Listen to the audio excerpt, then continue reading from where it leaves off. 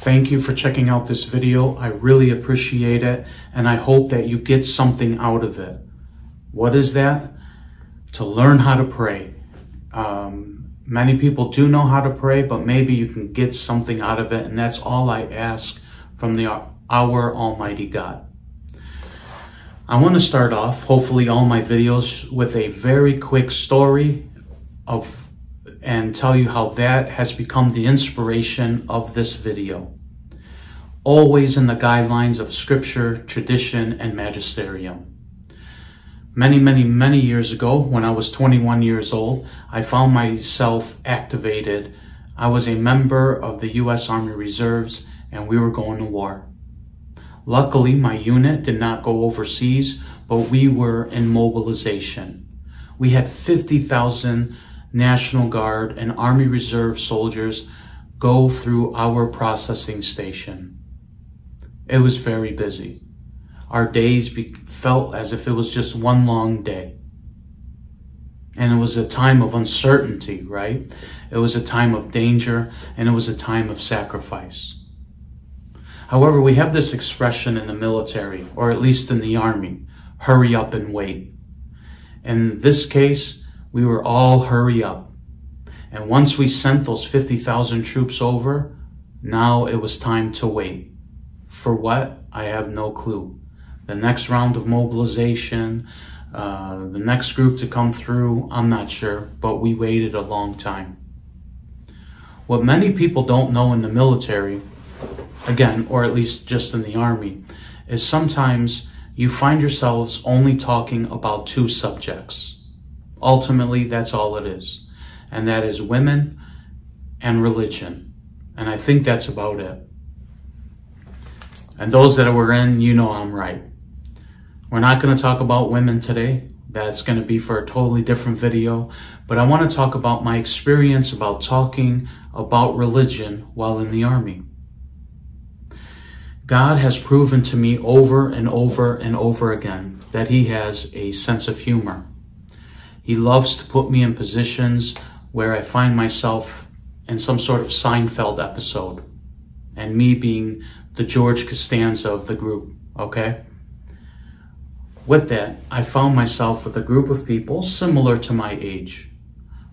One gentleman was a member of a Seventh Adventist church who really didn't have too much knowledge of like scripture and tradition, but he knew how to get to the jugular to any Catholic. There was a couple Protestants in the group, one who cared very much and one who cared very little. We had an atheist who just liked to make fun of all religion, and we had another atheist who hated Christianity with a passion. He would pull up stuff that just was beyond me. Now remember, at that age, I was newly reverted back to the Catholic faith. I discovered EWTN. I'm reading all the Scott Hahn books. I'm at Catholic.com ordering those workbooks for apologetics. I really wanted to do something for God. Discovering the fullness of truth in the Catholic Church was unlike anything I've really ever experienced in life. And I wanted others to know this love and to know God more. And I just had a real zeal to it. But I was out of my element, like straight up out of my element, okay? Sometimes the Seventh-day Adventist guy would just come at me and I wouldn't have an answer. I'd have to go and research and come back the next day. The atheist guy would make me mad and we'd start arguing about like each other's moms or whatever, you know? There we go, forgot the light. So with that, we see that things started to get real heated. We had great conversations. We were great friends, but sometimes, you know, we just kind of get a little heated amongst ourselves. We had one individual who was a little older than us. He had a little bit more rank, and he was kind of our leader in this group. He would always sit off in the corner, and he would always just kind of be on the computer, and he would scream, "Settle down," once in a while. All right, I'm sorry, I'm just having, thinking back. And that guy is the focus of this whole story, okay? when we would argue and we would start calling each other names and we want to fight each other and so on, you know, he was the one that was always, be quiet. You don't talk to him. You go sit over there, you know. So it got to that level. But it was weird. One morning, and back to my story, but one morning, I was there with my sergeant, and he was telling me what he wanted me to do for the rest of the day, my responsibilities. Third person that walked in was that individual who was always on his computer. He never got involved in our conversations, and frankly, I just never thought he was listening. And he looked at me very strange, and he says, "You'll never guess what I wanted to do yesterday." Now, it could be a setup. I don't know, a sense of humor. The other guys weren't here, so maybe he was just going to mess with me in front of the sergeant, you know. Well, what is it? And he looked at me really serious. And he looked down to the ground like he couldn't believe what he was about to say. And he said, "I almost prayed." Wow. Out of all this arguing, I was trying to convert these guys. But the one who was over here just listening, right, felt God, right? That desire that he wanted to communicate with God. Now, was it because of me? I have no clue. Was it because of the Seventh-day Adventist? I have no clue. Or maybe the atheist. I don't know. But he wanted to communicate with God. So the next question that I had for him was, if you had this feeling that you wanted to pray, why didn't you? And he got even more serious, right? Looked down to the ground and he looked right dead smack in my eyes. And he said, "I don't know how." Wow. Even now when I think about it, it shocked me. Remember, I was younger. I've been living in a Catholic bubble my whole life, except for maybe those 2 years of being a Protestant, right? I learned the Our Father when I was in first grade. I was attending Mass, a couple months old. Not that I'm like some great guy, I just mean I was involved in like a Catholic life, if you will, a Catholic bubble. I knew going and sitting in silence in a church is prayer. I know about Eucharistic adoration. I know about spiritual reading, right? But this person was never introduced to any of that. So that's what this video is for. Those people who want to pray but don't know how. Or those people that want to pray or know how to pray, but maybe they're looking for different ways to pray. But I think God let me experience that and remember that story throughout the years, because he wanted me to make this video for the 30 of you that are going to watch it one day. Prayer is many things. If I were to sit down now and teach you what prayer is, it would be a whole semester long and we still would not break the surface. But I will tell you this. Prayer is thanksgiving to God. Prayer is sitting in silence, and so on. I'll get to that later. I apologize. So what did I do to this person? The guys were coming in. I can hear them. And I did not want them to interfere in what God was doing in this gentleman's life. So I told him, look, the mere fact that you had that feeling that you wanted to connect to God was already a prayer. But what you have to do is just have a conversation with God about anything. And I kind of left it there from what I remember. That day, I kid you not, when I got done from work, I jumped in my car, drove an hour and some couple minutes, went to the Catholic bookstore, and got a book, a small book like this, of prayer, of different prayers. And it was pretty cool, a sign from God, totally. Why? Because it was camouflaged. Hey, we're both in the army, right? And I told him the next day, look, I got you this prayer book. When you're sad, you go to I'm sad prayer, the prayer of I'm sad. When you're happy, you go to God, I'm happy. Here's a prayer. When you're going to take a risk, here's God, protect me of my risks. You guys get the point. Well, why did I do this? These formal prayers. Well, you know what? For people like me, I love those prayer books. I don't have those eloquent types of words or phrases, or I just don't have that vocabulary. There are certain feelings that I have that no matter how hard I try, I will never be able to get it out and tell God in prayer. But those books sure can. I've had countless prayers where I've read something and I said, yes, Lord, this line, this is what I've been trying to say for weeks. Now, God knows what my prayer is. He knows what I'm really asking. He knows my feeling. I understand that. But there's some sort of closure for me as a human to express myself as best I can to God. And even that's lacking, you know. So it's a good place to start, because then he can develop his own words that are similar to these types of books. And that's all I really gave him at 21 years old. But what I would love to tell him today is that prayer was that desire that he wanted to reach out to God. Prayer are those tears that he gives to God, that he cries. Prayer is communicating with God.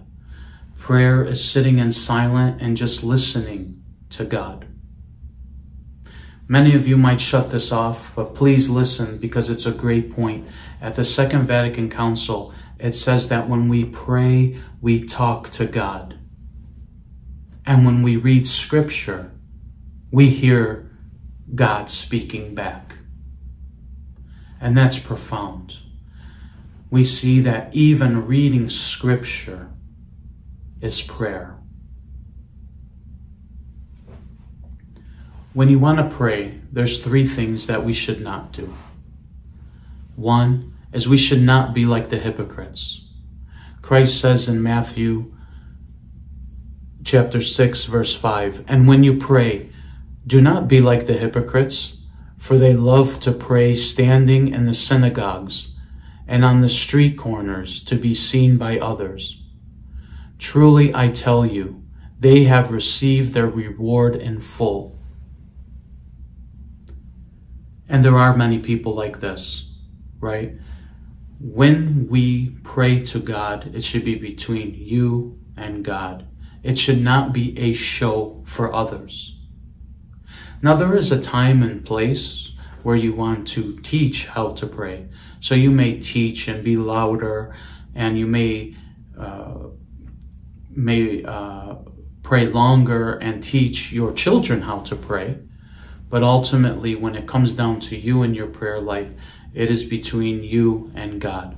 Jesus says further what? But when you pray, go into your room, close the door, and pray to your Father, who is unseen. Then your Father, who sees what is done in secret, will reward you. And when you pray, do not keep on babbling. Here's my second point. Do not keep on babbling like the pagans, for they think they will be heard because of their many words. It doesn't mean only talk to God in a limited way and so on. Just keep babbling. And there are people like this. I get caught up in this. There's something I want so bad. There's a healing I need so bad. There's a request I have. There's a risk that I'm facing. There's a challenge that I just can't do alone. And I keep going to God.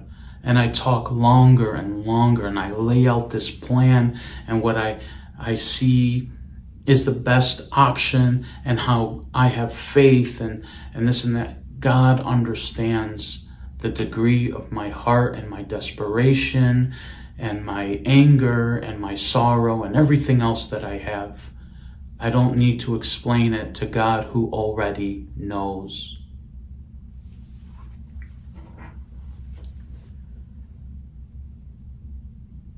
And the third is that prayer is not a magic spell. And there are people like this. I will pray for this and God will give me this. I will say 10 rosaries today and Our Lady will for sure give me this from her Son. I will walk on my knees up these stairs every day and God will do. We are now, the result is going to be with God, right? They say for prayer, it's either, for requests, it's either yes, no, wait. And I know how hard that is. So that's our 3 ways not to pray. I think what the best thing for those that want to start and learn how to pray is Jesus says, don't be like the hypocrites. Do not babble. When you pray, say this. And that's his words, right? Do not be like them, for your Father knows what you need before you ask him. This then is how you should pray. And Jesus says what? He says, this then is how you should pray. Our Father, who art in heaven, hallowed be thy name. Thy kingdom come, thy will be done, on earth as it is in heaven. Give us this day our daily bread, and forgive us our trespasses, as we forgive those who trespass against us. And lead us not into temptation, but deliver us from evil. Amen. In the Gospel of Matthew, Jesus gives us those words. We don't have to keep talking. We don't have to lay out a plan. We don't have to be in front of everyone, but just in our room, speak to our God and say those words. God knows you want to get out of that speeding ticket. Our Father who art in heaven, hallowed be thy name. Thy kingdom come, thy will be done on earth as it is in heaven. Give us this day our daily bread, and forgive us our trespasses, as we forgive those who trespass against us. And lead us not into temptation, but deliver us from evil. Amen. You're thinking about getting an abortion, you pray that prayer. You're thinking about cheating on that exam, you pray that prayer. You're thinking about hurting your spouse, you pray that prayer. There is temptation in your life, you pray that prayer. You're watching something that you should not be, you pray that prayer. God gave us the words to say. There are multiple Bible verses about prayer, always encouraged. Our actions are prayers. Our words are prayers. Our life is a prayer. St. Paul, in fact, says what, right? We should never stop praying. And everything that we do, we should never stop praying. Thank you for watching this. I hope this helps someone. Please let me know in the comments below. If you go to my website, ofthereturn.com, if you scroll down on the home page, there is a prayer request section. You don't have to tell me who you are. I think we don't even give that option. Just your prayer request. I would love to pray for you. I would love to pray with you. God bless all of you. Please like, comment, and subscribe on this video. I'd really appreciate it. God bless you.